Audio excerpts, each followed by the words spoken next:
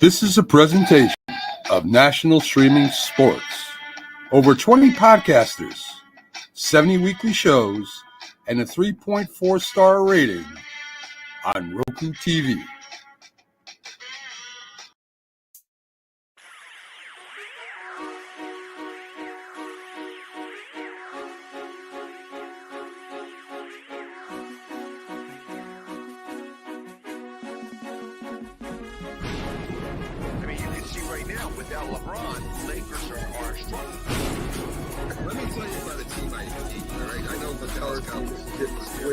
I don't know, Jack. It's a big decision. I've often said that the people who run baseball, they try very hard to ruin it. I'm from Brooklyn. I don't have a problem with saying space. Pittsburgh at Buffalo. Thank you. Yeah, I thought I was right. So anyway, Yeah, Mac, you're really interested in these playoffs. so This is a presentation of Northeast Streaming Sports. Good morning. You're listening to the Mac and Jack Sports Show on Northeast Streaming Sports.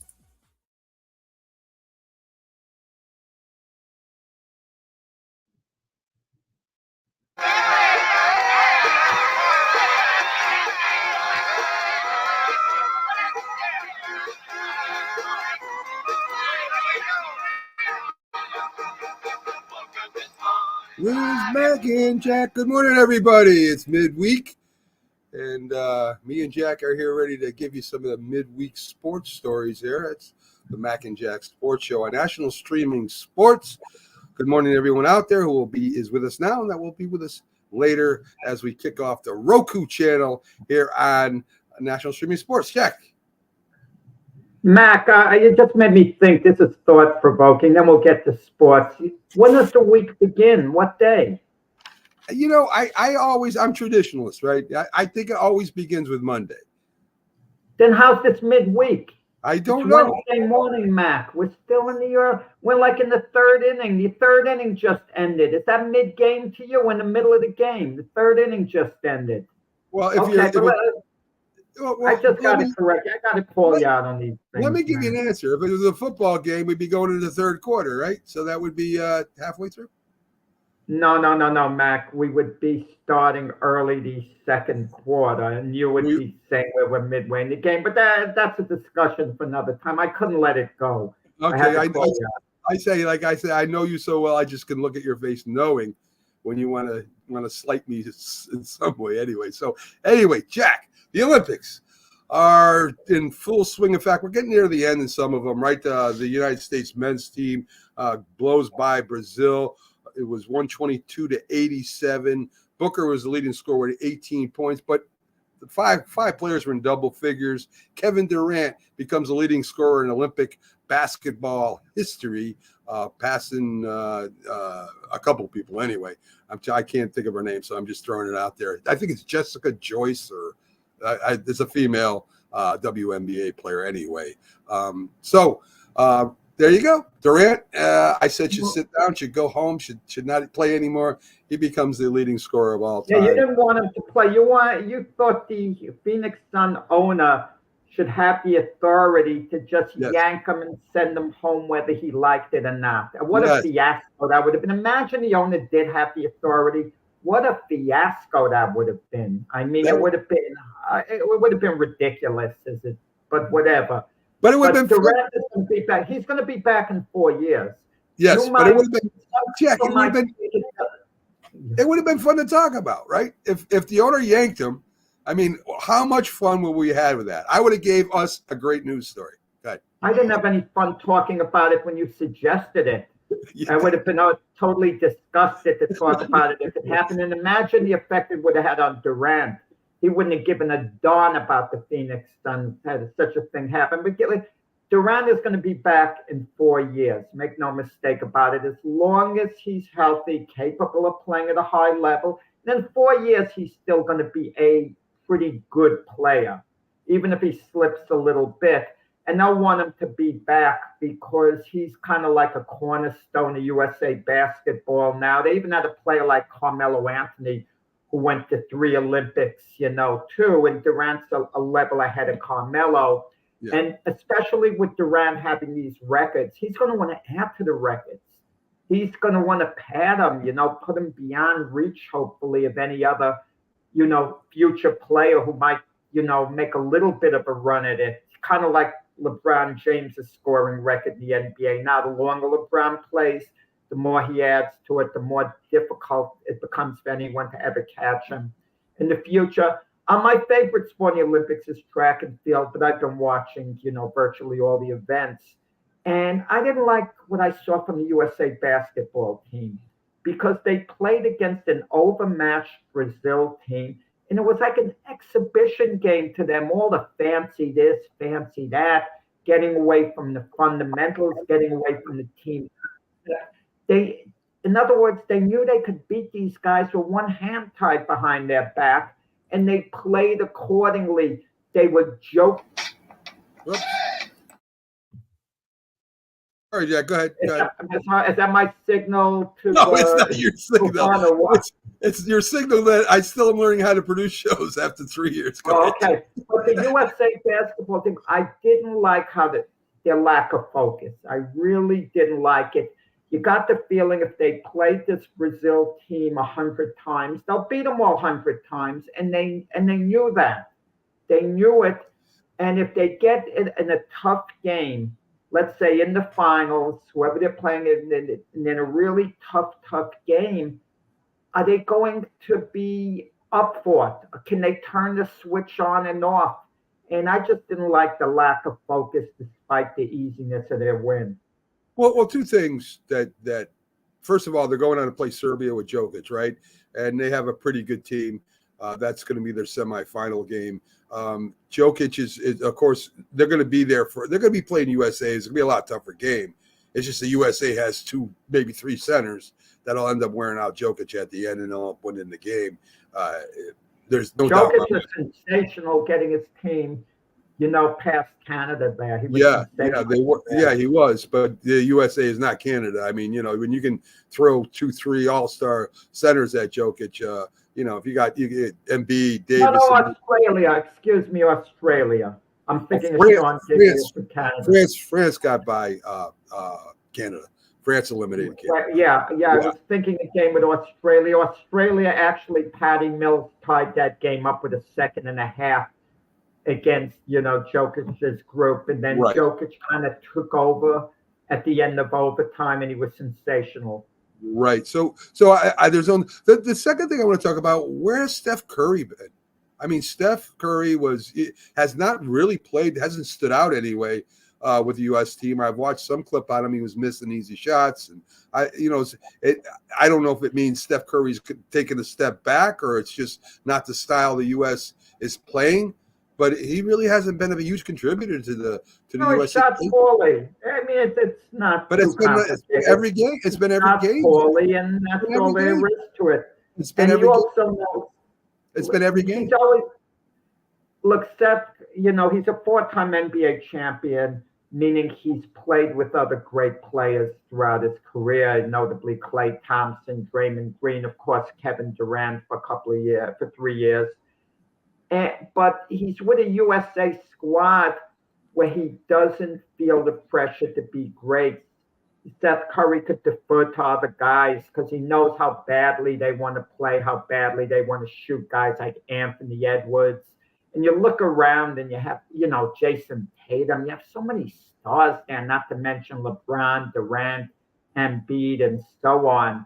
And he's fine. They're winning their games decisively. And if needed in the big spot, Steph Curry's there.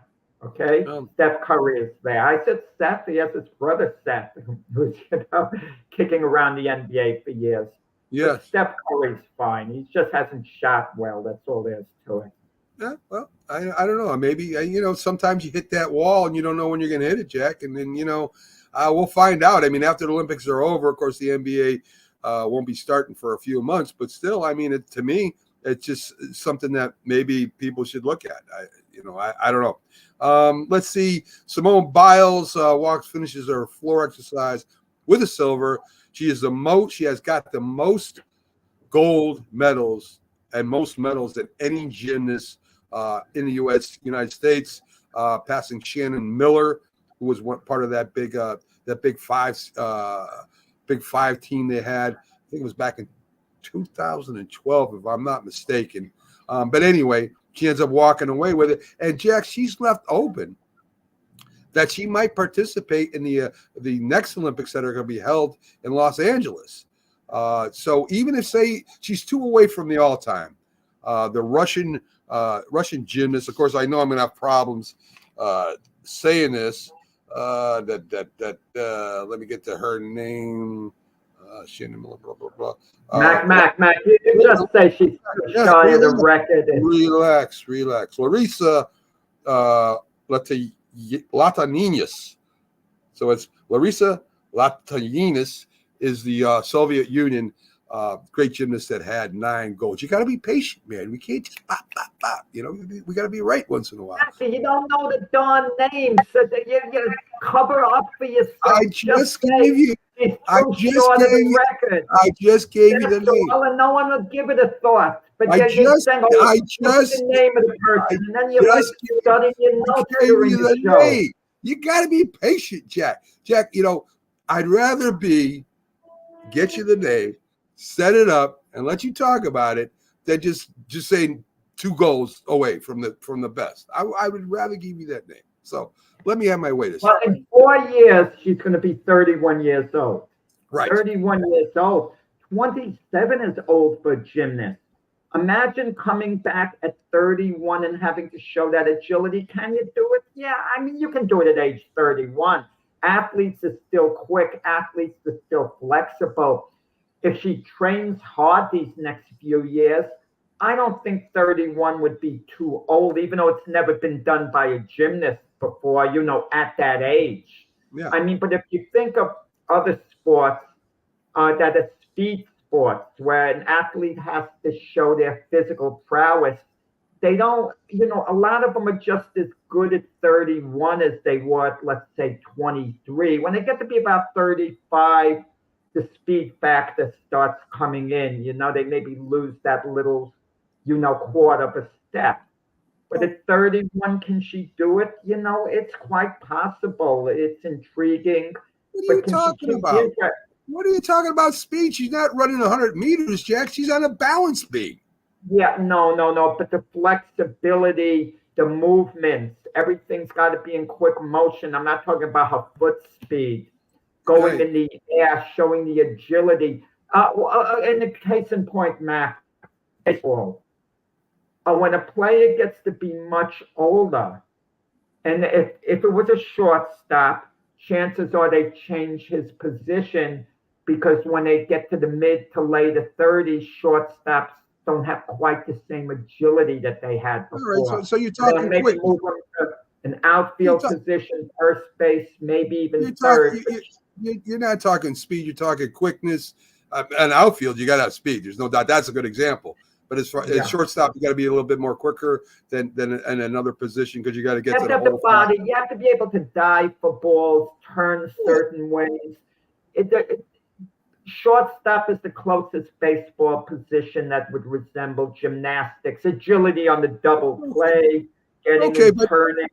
But the training for a gymnast is a lot different than the training for a shortstop, right? They're twisting their tongue. Giving an example, you know, certain sports are a little different, and in gymnastics, the agility part of it is, you know, really hard to maintain. Let's see if she could do it, you know, at age 31. If she does, I don't think she has any idea. Now she's all giddy and happy about the Olympics and thinking, you know, I can still do this at the highest level. I'm as good as I ever was. Why not come back in 4 years? You know what her motivation would be in large part? The Olympics are going to be held in the United States in 4 years.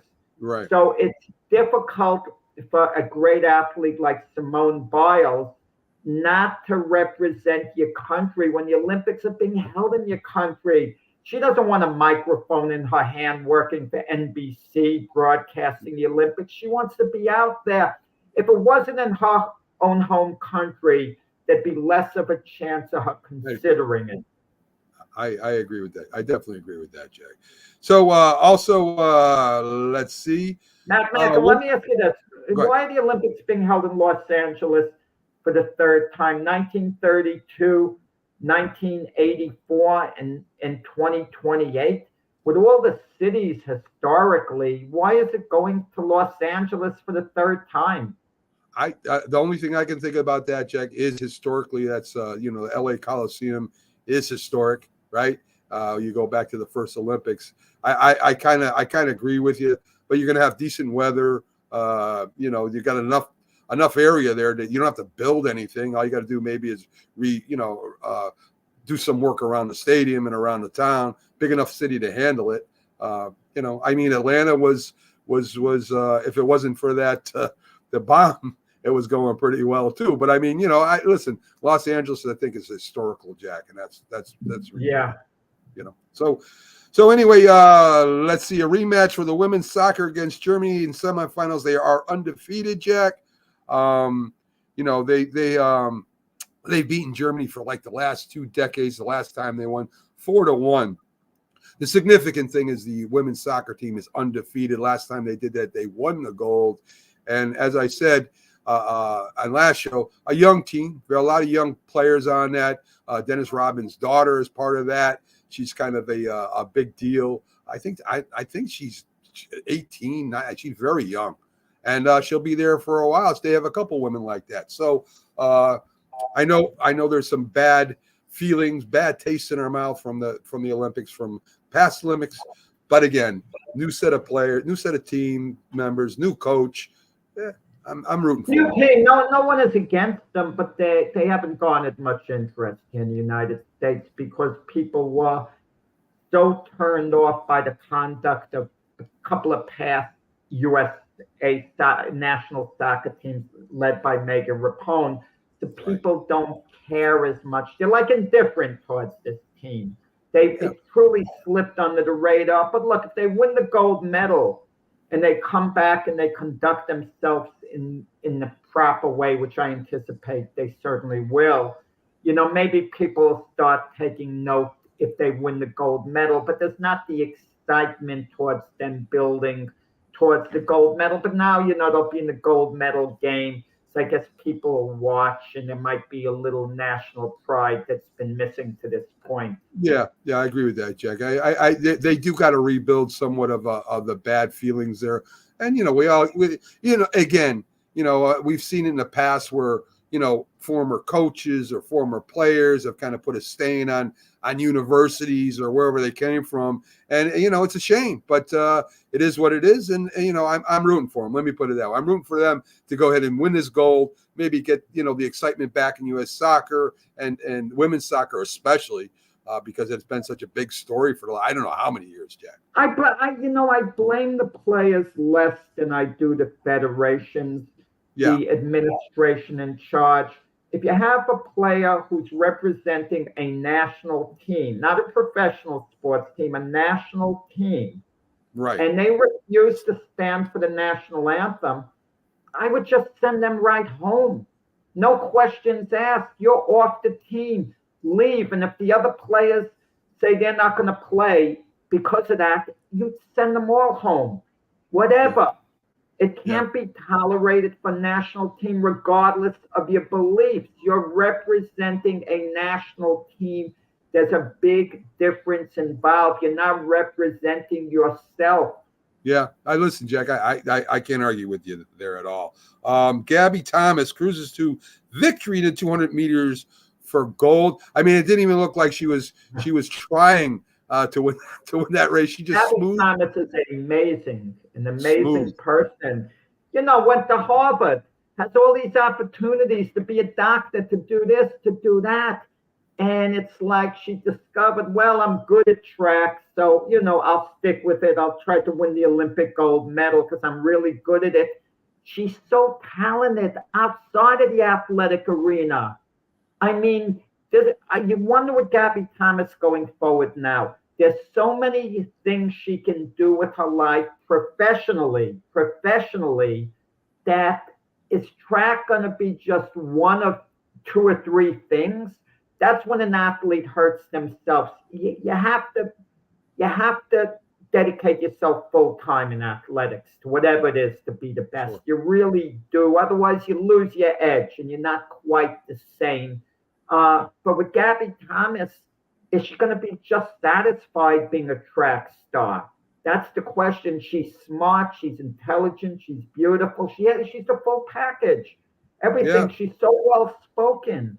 Okay. Yeah. And, I hate the term cruise to victory in 200 meters because 200 meters is such a short race. You're never cruising to victory.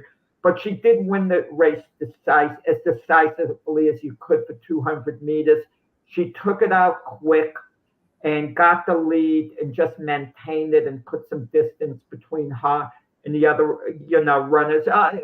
One of her United States teammates got a third place finish, snuck in for the bronze in case of the torso, at the finish line, the photo finish again. Yes. I don't like that torso rule, Mac. I think it's where the foot should be. That's just me.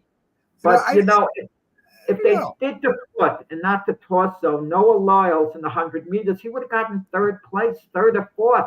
If you think about it, Jack, some people have longer legs, right, than others. So, that kind of says you got to get your body across, and not your head. Some people are very tall. So this gives the shorter people, it gives them a realistic chance, So, like me, me being 5'8", against somebody like you, that's what, 6'2" or whatever, I would have a chance. And I know you're saying that. Wait, so you're saying you would say for ruling baseball that the torso has to get to the base and not yes, I think that would be more fun.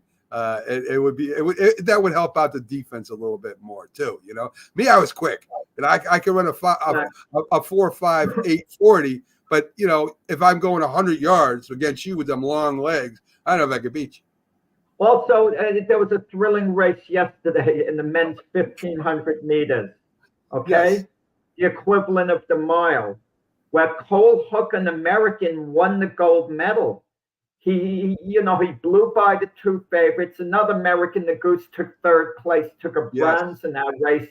But Cole Hooker's performance was totally unexpected. Yeah, totally and the whole field went out quick. They took it out in world record pace. I mean, unlike the year 2016, when Matt Centrowitz won a gold medal in the 1,500 for the United States that year, the runners took it out in 2016 in a high school pace. They were ridiculously slow, and they set it up just for a little sprint at the end. But yesterday was just the opposite. They went tearing out, and they kept it going the whole race. Yeah. I mean, it's like a bunch of them set Olympic records runners in that race. And Cole Hooker came from 5th place, and at the end he surged and went by the field, to win the gold, and it kind of slipped under the radar. It wasn't expected. It was thought he might have a chance at the bronze. Right. The two favorites are from England and Norway, who, past gold medalist and past world champion. So Cole Hooker, I mean, really an unexpected victory, a great victory. And it's an exclusive club to 1,500 meters, in the Olympics. And Cole Hooker joins that club. And considering Matt Centrowitz won the gold in 2016, it's wow, the U.S. has done quite well in that event in recent years. Yeah, there you go. It definitely has. And a bronze yesterday in the 1,500 by Nagus. So that was cool, too. And today, Mac, some other events would leave off. And Noah Lyles, we're going to see with the 200 meters, whether he could add his 100, meter world championship. That's going to be fun to watch. Noah Lyles is going to be favored in that event. Definitely. Not to let this slip under the radar, because of a lot of people do love wrestling. And we've got a great one, Jack. 20-year-old Amit Floor wins the gold. And 20-year-old girl, it's historic. I mean, the U.S. has dominated wrestling lately, amateur wrestling anyway. And I watched her do a match. She's tremendous, Jack. I mean, I'm not even giving the other team a point. And when she's not scoring points, she's like pushing and bullying these people around the floor, not letting them do anything. So congratulations to her too. So Jack, let's jump into the MLB, Major League Baseball news here. And 21 games losing streak tied the 1988 Baltimore Orioles, 21 straight losses. They finally, Jack, won a game. I saw the fans in the park did just please win one. That's what the fans are wanting, and they finally won one, Jack. So the losing streak's over. You know what I always think about, Mac? All these championship teams, if they decided, Mac, we're keeping the same players and not changing one player after they win a championship the next 10 years, at what point do they all grow old where they can't win anymore? As long as they work out hard, they should be good for a number of years. Now, you mentioned the 1988 Baltimore Orioles. Well, 5 years before, they won the World Series in 1983. So what happens if they kept the same guys, right, all the same guys, didn't add in anyone new? Would they have been that bad just 5 years later? Gone from World Series winners to one of the worst teams in the history of baseball? It makes you think a little bit, The White Sox, 2 years ago, they were like a 500 team. They played like 500 ball. I think it was like 3 years ago or so. They won something like 91 games. What happened? Did they outsmart themselves by making a bunch of dumb moves or what? I don't get it. I don't know either, Jack. I mean, if you think about it, no team should be that bad. I mean, I know bad luck comes along with that, but the A's aren't that bad. How do you get 21? I know there had to be some flukes that happened that caused them to lose, but that's just finding ways to lose. I don't understand. That would be the equivalent of losing, a season and a half in the NFL. And we've had some bad teams that went 0 for whatever in the NFL, 0 for 14 or 16. But to go 0 for 21, that's just terrible. You would think that something would happen to cause you to at least win one before you lost 21 games in a row. And their owner is Jerry Reisendorf. Jerry Reisendorf is known for being a great owner, compassionate man, owner of the Chicago Bulls, during the time Jordan, they had Michael Jordan and won the 6 NBA titles. A patient man to a large extent. But there's got to be accountability here. And the owner, what the heck is going on? I can understand you have a situation where you're tearing the whole team down and you're in a complete 100% rebuild, but you let everyone know that, saying, guys, we're rebuilding. We hope to win this year, but we're really not expecting to, guys. We're thinking of the future. You come clean and you tell everyone, so expectations are going to be low. I mean, not that they were high with the White Sox, but no one thought they'd be this bad. The White Sox, they're kind of like a poor relation in the city of Chicago.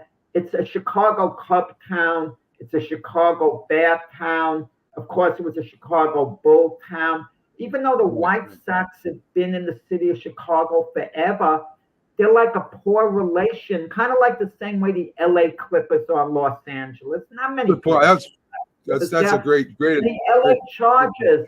How many people care about the LA Chargers in Los Angeles, let alone the Rams? At least the Rams got some tradition behind them now. But out there, Jack, in the West Coast, there's so many teams. You can't be popular with everybody, right? I mean, I know San Diego wasn't a great at the end, hasn't been great for the Chargers. I get that. But you start winning, people come back. I mean, it's like to me, the Oakland A's, if you had a good team, I remember when Oakland A's had a good team, they had a lot of fans. But if you're going to keep putting out their crap, people just aren't interested. There's too many other things going on, especially in California. I mean, listen, if you're in if you're in Kansas, there's not a lot to do. There's not a lot to do in Kansas. And California on the coast, there's so much to do. There's so many things to do. You got to put out a good team to keep people interested. I just believe that. You got to be. But it depends on the city. Look at Tampa Bay. I mean, they've made the playoffs the last few years. They are contending to make the playoffs this year after slow start. They're a few games out, and they've made the playoffs the last 4 years in a row. But people don't really turn out there. They just got an agreement to have a new stadium, a 30,000 seat stadium. It's a beautiful city, Tampa Bay. I'll tell you why. It's not a baseball town. I'll tell you why. I'll tell you why Tampa Bay Rays aren't going to ever be big there, because they don't keep stars or get stars. Tampa Bay loves to bring up the younger players. But when you bring up younger players, that means you don't have any names. If Tampa Bay went out and got an Aaron Judge, which they're not going to, but I'm saying something that big, a Soto. So the fans would go there, Jack, but they don't do that. You look at Tampa Bay Buccaneers. They love their Buccaneers. They love their Tampa Bay Lightning, right? Because they got good players. They got big names out there. Tampa Bay Rays are run as a cheap, small market team. That's how they run them. The Buccaneers don't run it like that. Neither do the. We'll talk about go ahead. Big money market teams. There's a rumor that's circulating around now that Steve Cohen and the Mets are going to go all out to sign Juan Soto, all out. Okay. And wait. But the Yankees have a stopping point. The Yankees aren't going to make a ridiculous deal. But Steve Cohen is dangerous in this sense. He might be willing to make an illogical deal. For example, Soto's 26 now. Steve Cohen conceivably will give him a 15-year contract, at $55 million a year or whatever. Or he might even do something crazy, do 16 years, $1 billion contract. Insane numbers. Yankees are going to follow. $1 billion is a little too out of the question. I'll be honest with you. I'll be honest with you. I don't care right now. I don't care what happens with Soto in the offseason right now. I want the Yankees to go to World Series and win. That's all I care about right now. Whether Soto goes next year somewhere else or not, that's going to be up to him. The Yankees have got to have enough guts to match any offer out there to keep him. That's going to be something in the offseason. Well, within reason. Well, listen, I love Soto. Whatever the case is, right now I'm more worried about the Yankees winning the division, going to the World Series, and winning the World Series. That's what I want to see. I don't care if Soto next year ends up whatever. I want this year to be taken care of. Right now, that's your focus, because he's not going to sign anything this year. He's going to milk it out to free agency like as far as it can go. But there's a difference between the Aaron Judge signing and this one. Judge is a homegrown player. He's a legacy player. Soto still got to earn that, even though he's a great player. But I agree. I agree. But guess what? Judge thought about going to San Francisco. He didn't really think about it. Of course, he heard him out, but he didn't. Okay. Now, how can you not hear out a team that the city you grew up on? He's a San Francisco guy. He had to hear them out. I agree. And he took $50 million. He took $50 million less than he would have gotten with San Diego Padres. There you go. So we'll see. But let me ask you this: if the Yankees win the World Series, you mentioned that, right? It's a one and done thing with Soto. They win the World Series, and Soto performs great. Maybe he's a World Series MVP or contributes mightily to it, which I'm sure he would if they did win the World Series, and he signs elsewhere. Will the Yankee fans look at him as fondly going forward as the Toronto Raptor fans do with Kawhi Leonard? Kawhi Leonard was there with the Raptors 1 year. They won the championship. And they love him in Toronto, even though he's not with them anymore. To answer your question before we move on with this from this hypothetical thing, if it's perceived that Soto wanted to be with the Yankees and the Yankees did not do enough to sign Soto, they'll be fine with Soto. If the Yankees match or come close to matching any offer Soto did, and Soto decides to do it on himself, and it's perceived that Soto said, "Screw you, Yankees," then they'll have a problem with Soto. No, the Yankees will do enough. It might not come close to another crazy offer, but they'll offer him a deal that would make him the highest paid Yankee in team history. That's safe to say, but whatever. Okay. There you go. So what's up to BTW Diggs out there? Glad you're with us. Speaking of the Yankees, they were rained out against California. Toronto not only walks Judge one time with the bases open previously, but then they walk him intentionally 3 times, Jack. It backfired on him because the Yankees ended up winning the game anyway. And that's what's got to happen. If they're going to start walking Judge, if the Yankees can continue to win, that will blow over. I don't know how many teams are going to do that coming up or not. I mean, sometimes I think it's a good idea, sometimes not. Walking them 3 times consecutively, I think, is ridiculous, but whatever. But there's no one on base. It's the second inning. They're scared. There's the threat of a home run, and I don't like walking guys. Look, when Barry Bonds was at the top of his game, and he was absolutely sensational, his record-setting year, he not only set the record for home runs, but for walks as well, and a lot of them were intentional, even obviously intentional, or they just didn't pitch to him, intentionally. Right. It was one game. The Giants were losing 8-6. They had the bases loaded, 2 outs in the 9th inning. And I think it was against Arizona. They intentionally walked Bonds to make it 8-7, and the bases are loaded still. Right. Meaning the winning run in that case went from first to second base. They just didn't want to, pitch the Bonds under any circumstance. And Soto's the first player since then, the only player since then that strikes this into the opposition because he's so locked in now. I'm telling you, if I was a pitcher on a team, I would tell him no, I'm not intentionally walking. I'm not doing it. Told me Max. Judge has 7 years left on his contract. After this year, $40 million a year. If he was a free agent at the end of this year, he wouldn't settle for $40 million. That's fine. That's fine. I'm just saying, if I'm a pitcher, I would never, as a pitcher, I would have too much pride as a pitcher, as a major league pitcher. If the manager told me to walk him, I wouldn't do it. You wouldn't walk. You better be an ace pitcher and established. I wouldn't do it. I wouldn't care. If I was a 500 pitcher, I'm not walking anybody on purpose. It's a good way to find your way back to the minors. I would be a minor league pitcher, Jack. I would. Yeah, you would. You would. The guy who. Okay. Excuse me. Phillies stopped their. Well, they're still 5 in the last. They're 5-15. They did beat the Dodgers last night.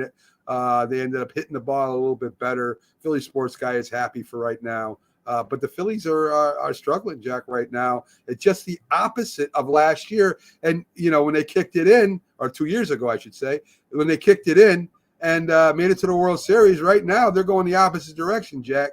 It's fun to watch Pags kind of squirm and struggle, and when he's talking about it on his show. But listen, you're going to go through up and downs, right? You're going to go through up and downs. There's no way to – if the Phillies can right the ship, which I think they're a good enough team to do that, and just play out and maybe play 500, a little bit over 500 ball, they're in the playoffs. No, I mean, you don't overanalyze it, the Phillies. They're going to make the playoffs. I mean, they'll probably win the division. All teams go through a patch like that. I wouldn't panic. I agree, too. Boston also wins last night, and their coach Alex Cora, the game before, had 500 wins. Now he's at 501 wins, Jack. Well, the manager, why football and basketball, and hockey, they're called coaches, and baseball, they're called managers. Interesting what you call the lead guy, the name. I know why. You want to know why? Because the managers don't coach, Jack. The managers stand there. They come up with a little, unless you're Billy Martin, who will run you around the bases in preseason. He'll make sure you do that. These managers do not coach. They just sit there, they Nah. chew their seeds, they hand in their little lineups, and then and then they here's what do you think? What do you think, Don Zimmer? Here's Joe Torre. Here's my invitation to Joe Torre. Okay, Don, what do you think we should do? Because I'm a manager, I don't know what really to do. So tell me what to do, Don. And Don says, go ahead, Joe. Just do this and do that. They don't come. Max, you drop me. Okay, I'm a Yankee and a Jet fan. You drop me in Aaron Boone's body. I'm Yes. Aaron Boone, but I talk like Aaron Boone, and everyone thinks I'm Aaron Boone, but I'm me in his body. And I show up to the stadium. I find the entrance. I joke around. They show me. I'd be the manager's office. I'll write up a lineup card and watch the game and have a chance of winning. But you put me in Robert Salah's body and I'm on the Jets sideline, I wouldn't have a clue what I was doing, as a fan. Which guys come in and out. I tell you, assistant coaches, you guys handle everything. Understand? You guys handle it. The only decision I would make is 4th and 1. I would have an idea. Okay, should we go, not go? Strategy during the game itself. Yes. I'd be able to handle that, but the rest, I would be lost. I mean, anyone would be lost. It's a lot. It is a lot because, like you said, there's a lot of players. There's offense and defenses moving in, special things. A lot of things going on, and you got to anyway. So that's what a manager does in baseball. Absolutely nothing stands here, and then he argues once in a while, right? His big thing is if the player gets an argument, he runs out and argues. They argue for guys like you, Matt. Yeah. They don't want to really argue with the umpires, but if they don't argue, people are going to complain. They don't fire, they don't have that fiery spirit. Billy Martin would argue, people would go crazy. They go, oh, Billy, he fights for his players because he's arguing, Yes. Let's see. So again, the Phillies did beat the Dodgers, and these are supposedly the two best teams in the National League. So we'll see. I mean, maybe this is a preview to the championship in the National League. Who knows? Who knows, Jack? Anyway, let's get to some. I'm talking about the Phillies. Why are you bringing it up? I brought the Dodgers. There's something going on today, Mac, at Yankee Stadium. The Angels are playing the Yankees in a doubleheader, and it's a one-admission doubleheader. What that means, Mac, they don't kick the fans out of the stadium and make them pay a second time. Once you pay for your ticket, you could be there for 2 games. Now, the Yankees aren't doing it out of the goodness of their heart.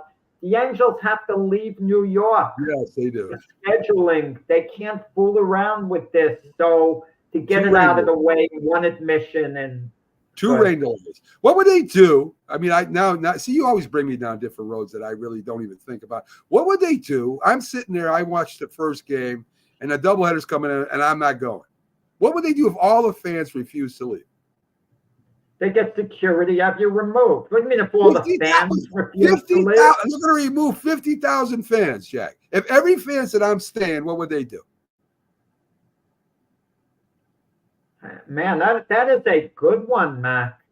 They can't kick them out. There'd be a mass riot, and you don't want to antagonize your fan base. But what about the other people who are ticket holders? They got to leave. On the Yankees, I guess they cancel the game. Fans refuse to leave. There's no playing. I mean, if they're Yankee fans and they know other people are ticket holders, why on earth would they refuse to leave? That's breaking the law.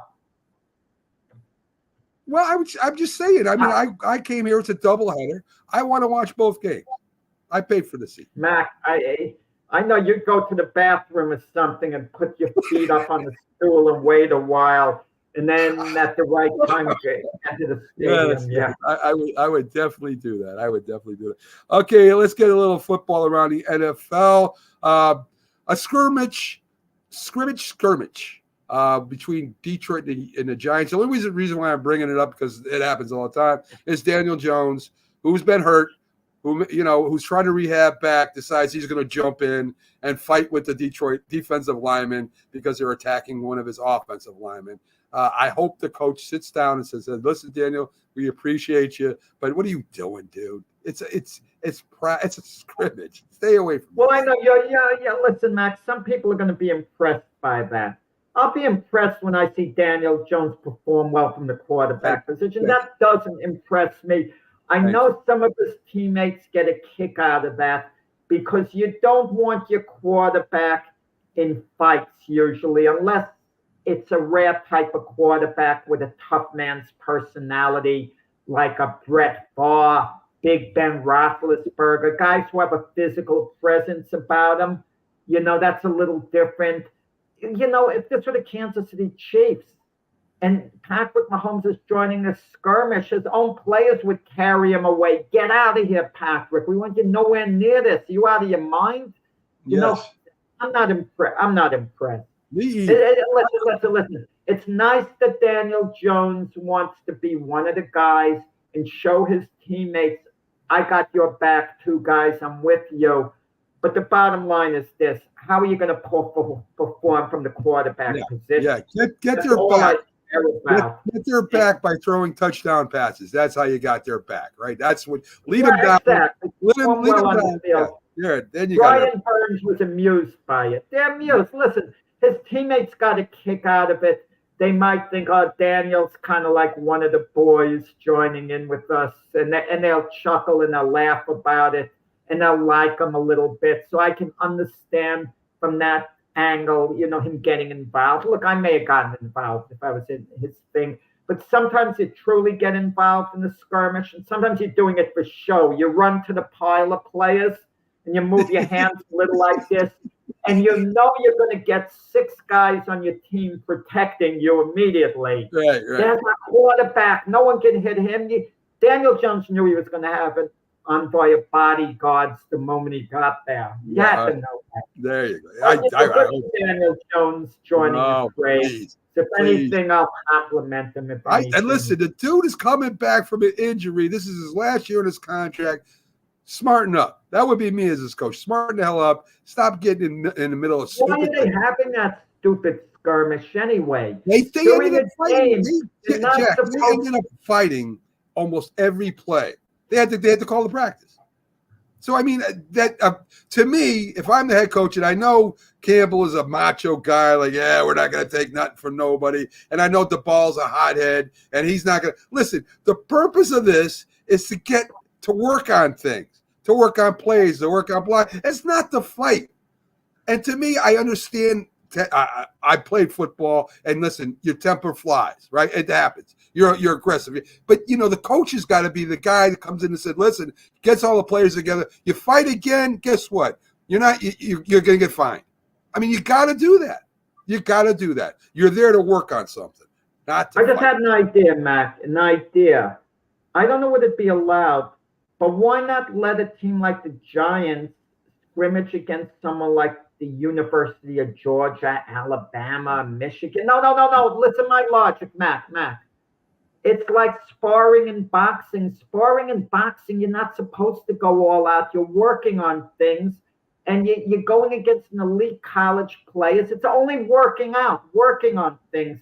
It's good for the college players going against an NFL team. They're psyched. And you might get good work that way. First of all, I don't know if that would be even legal in a sense because they're not 21. The kids aren't 21 years old. The insurance on that, I don't. That's. I mean, I'm not saying it's a terrible idea. I would rather play somebody that is equal to me. I want to play. In fact, I want to play people better than me. I want to scrimmage against people better than me. I don't want to play scrimmage against people that are not as good as me. I wouldn't like that. I mean, that's to me that doesn't teach them anything. And this scrimmaging, the X factors too. You scrimmage against another team, and they're clearly better than you. It doesn't do much for your confidence going into the season. No, in fact, I think it does, Jack. I think if you want to be better, you go up against people better than yourself, right? You want to get better, to learn better, to understand things better. That's how you get. You don't get better by playing terrible teams. You really don't. Because what do you learn? You don't learn anything. You learn that you're better than they are. But if you go up against a team that is really good on defense, good on on anything, hitting the ball, pitching, whatever. If they outclass you and you can build some kind of not only do you learn more, you build unity that you took on somebody better than you. It feels better, your confidence list, and you play good against them. It's a win-win-win thing. Anyway.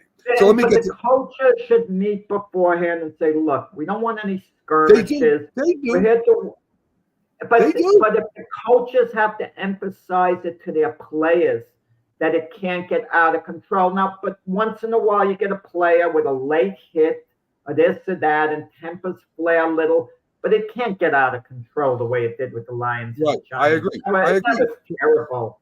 Well, they're going to play tomorrow night in the preseason game, so they could have their tempers flaring all they want. They're going to get flagged for it, and then they're going to look stupid on national TV. So hopefully that calms down a little bit. So tomorrow night, Malik Neighbors, who was said to have initiated the hit yesterday, he can get away with that because he's even though he's a rookie, he's one of the Giants' star players.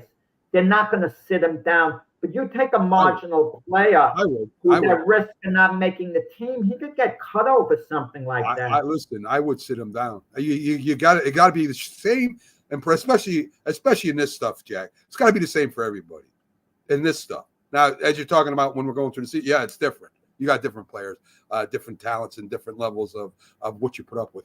But at this level, right now, it's got to be the same for everybody. And especially when you're going to be cutting people. Anyway, let's get to some of these news things. Matt Ariza, I'm trying to remember his name correctly. What he got kicked off the team when the allegations came out about that gang rape thing, and video showed that he wasn't. He's the Chiefs punter, so the Chiefs have him. He's the punter for the Chiefs. Good for him. He's getting a second chance. He's part of the special teams. They signed, of course, last year's kicker to the highest contract. Well, is he making the team with the Chiefs? I wasn't aware of that, Yeah, the reason is because he's really good. Right. And I'm going to tell you, it's a little lesson that has to be learned.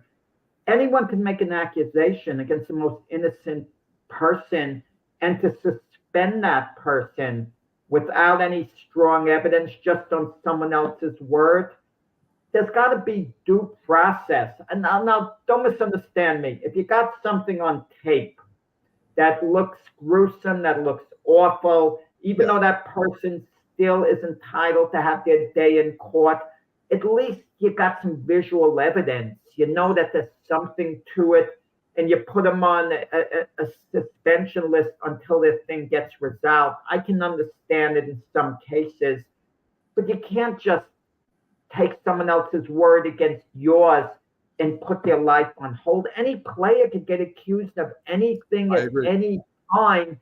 And what are we going to do? Suspend them? Suspend them? And then the person making the accusation, what happens to them? A lot of times they get away with it. Well, Ariza, he did file a defamation lawsuit, so he did go back at this person, and then the DA dropped the charges after they, of course, saw the evidence. But anyway, good for him. I'm glad he's on the Chiefs. Supposedly, the special teams coach that is there, he's been with him before, so he knew what kind of punter he was. Yeah. So anyway, they did sign him. Buckner, now the highest paid kicker in the NFL. He made some key kicks during the playoffs for the Chiefs. He got a 4-year, $25.6 million contract. $17 million guaranteed. Kickers, I think, get underpaid. They get underpaid. They're so important. They're great specialists because they don't get themselves dirty on the field.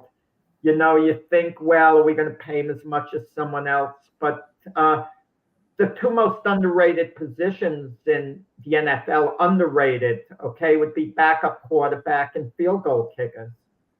Or maybe, I would agree. Maybe punters too. Throw punters in there too. Well, punter's not as valuable as before because teams tend to move the ball a little more than in the past and stretch the field position's still important. But a little less so than it was years ago. A little less so. Especially at the end of the game, Jack, right? If you have a bad punt, you could give up the way they score. You can give up a touchdown in 2 plays. If you pin them down inside their 20, at least they got to drive the field. More chances to make up, It depends on who you're punting to. If you're punting to Patrick Mahomes and the Chiefs, it doesn't matter that much whether they have it on their own 10 or own 20-yard line. They're going to move the ball. Whether they score or not ultimately remain to It's a good remain point. to be seen. But yeah, Very, it very depends. valid. Very valid point. Hassan Reddick is still holding out with no clear end in sight. On the other side of that, Pat's Matthew Judon ended up going to practice with his contract problems. So, Jack, this is just a distraction the Jets don't need. Mac, I'm a no-no. Finally, I tell all these players like Ayuk and all of them, either play under the terms of this deal or you could stay home. You can stay home, And if a Hassan Reddick, for example, he doesn't want to play or he shows up and he's playing poorly during the year and he's lousy, I'll just cut him. He has no guaranteed money on this thing. And you think a team's going to give him the money he wants? He's only going to decrease his market value going forward, decrease it. Yeah. Yeah. I mean, that's one way to look at it. I mean, he's not even showing up, and they call it now, they don't call it sitting out, they call it sitting in, right? Where they go to practice, they check Ayuk, out. Yeah, that's what Ayuk is doing right now. The 49ers are listening they're to. not to have him do Wait a minute. Let me finish. The 49ers are now listening to offers for Ayuk, which they weren't before. So, you could probably get a decent draft pick for Ayuk, Jack. I'm thinking you can. Last year, he was one of the best wide receivers. Not a number one. They would not get. No one's going to offer the Niners the first round. Jack, he's young. I don't know. They would have to make him one of the highest. I got his paid stats receivers. somewhere, not in front of me. He's one of the top receivers. He wouldn't Top get a on the number top, one Jack. pick. He was No, one of the top. not- Yeah, he wouldn't get a first round pick. I don't know. If someone works something out. I don't. Who knows? I mean, they get some value, but it's going to Look, if resolve you're the itself. Steelers, I have let me a ask you a feeling quick they're going to question. move on Quick question. from him at Quick this point. question. If you're the Pittsburgh Steelers, you don't have two comparable wide receivers, right? You don't have that right now. You got one. Brandon Ayuk, you have a shot at get him. Do you give up a first round for him? No. I would. No, I wouldn't. Would I give a second round draft choice for him? I'd seriously consider it. I give him. If I could afford him under the cap, would I give up a number 2 and a number 5? Maybe. I think along those lines, perhaps, but I wouldn't give up a number 1, and I'm not sure I'd give up a number 2, Mac. Well, I might give up. you're not going to get him. You're not going to get him. No, Then you're not going to get him. You're not going to get him. Then the 49ers are Listen, you'd be surprised.